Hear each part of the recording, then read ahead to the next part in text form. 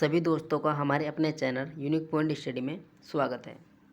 तो आज फिर दोस्तों हम साइंस की यानी जनरल साइंस की जो क्लास है उसमें 25 क्वेश्चन कवर करेंगे। तो पहला क्वेश्चन है दोस्तों हमारा, आप स्क्रीन पर देख रहे होंगे, वायुमंडल में उपस्थित ओजोन परत अवशोषित करती है।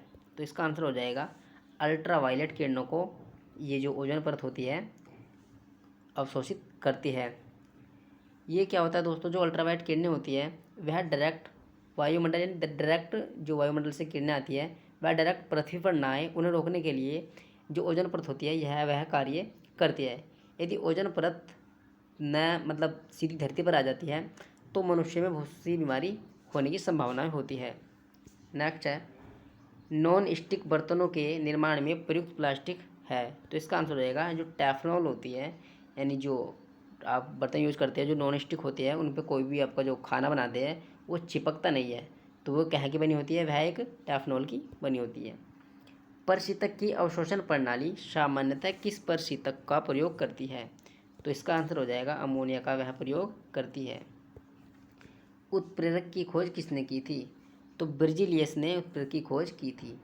एक केश नली में जल की अपेक्षा एक तरल अधिक ऊंचाई तक चढ़ता है, इसका क्या कारण है। तरल का पृष्ठ तनाव जल की अपेक्षा अधिक होता है जिसके कारण वह जल्दी से गति करता है। अच्छे उत्सर्जक अच्छे अवशोषक होते हैं, यह नियम किसका है। यह नियम किरचॉफ का नियम है। थर्मस फ्लास्क में ऊष्मा का क्षय रोका जा सकता है चालन, संवहन व विकिरण से।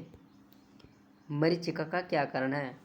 वायु के परतों द्वारा आंतरिक परावर्तन दिखाई पड़ता है, इसी को मरीचिका कहते हैं। यह केस गर्मियों के दिनों में ज़्यादातर देखने को मिलता है। जब अभिकारक और उत्प्रेरक दोनों की भौतिक अवस्थाएं अलग अलग होती है तो उत्प्रेरक क्या कहलाता है। तो वह विषमांग यानी विषमांगी उत्प्रेरक कहलाता है। ऊर्जा संरक्षण का आशय है कि ऊर्जा को न तो उत्पन्न किया जा सकता है और न ही नष्ट किया जा सकता है, बल्कि एक रूप से दूसरे रूप में उसको परिवर्तित किया जा सकता है। स्टीफन का विकिरण नियम है EA-T4। नेक्स्ट है, थर्मस फ्लास्क तरल पदार्थों को लंबे समय तक गर्म रखता है क्योंकि चमकदार आंतरिक दीवार तथा बाह्य आवरण की दोहरी ऊष्माओं को निकलने से प्रविष्ट होने से रोकती है। यानी उसके अंदर से ना तो ऊष्मा बाहर आ सकती है और ना ही बाहर की जो ऊष्मा है वह अंदर जा सकती है। इस वजह से उसके अंदर जो भी चीज़ें होती हैं, तरल पदार्थ होते हैं, उनको वह लंबे समय तक गर्म रख सकते हैं। कौन सा पीले रंग का पूरक रंग है। तो इसका आंसर हो जाएगा नीला रंग। धनात्मक उत्प्रेरक वह है जो अभिक्रिया के वेग को बढ़ाते हैं।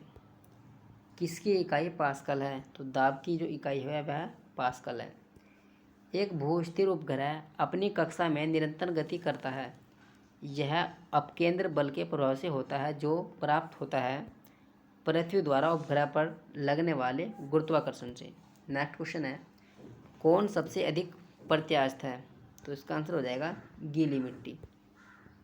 बाह्य अंतरिक्ष में किसी अंतरिक्ष यात्री को आकाश का रंग कैसा दिखाई देगा। तो इसका आंसर हो जाएगा काला।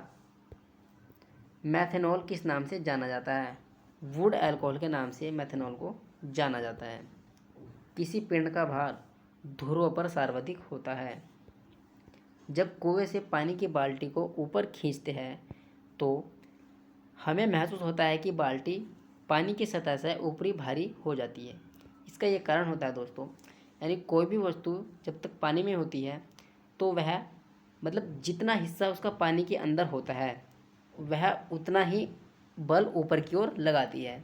तो जब पानी की बाल्टी कुएं से धीरे धीरे बाहर निकलती है तो वह भारी महसूस होने लगती है, क्योंकि जो बाल्टी जितनी जो आकृति है बाल्टी की वह पानी से जितना ऊपर आती चली जाएगी उतनी ही बाल्टी भारी होती चली जाएगी। नेक्स्ट है, कक्षा में अंतरिक्ष यान में भारहीनता की अनुभूति का क्या कारण है। तो इसका आंसर हो जाएगा कक्षा में त्वरण बाहरी गुरुत्वाकर्षण के कारण त्वरण के बराबर होता है। पृथ्वी के ऊपर तेल परत का चमकना किसका एक उदाहरण है। तो यह व्यतिकरण का एक उदाहरण है। लाइकेन में कवक और शैवाल के मध्य सहजीवी संबंध क्या कहलाता है। तो इसका आंसर हो जाएगा हैलोटिज्म कहलाता है। किसके बीजाणु दवा के रूप में प्रयोग किए जाते हैं। लाइकोपोडियम के जीवाणु दवा के रूप में प्रयोग किए जाते हैं।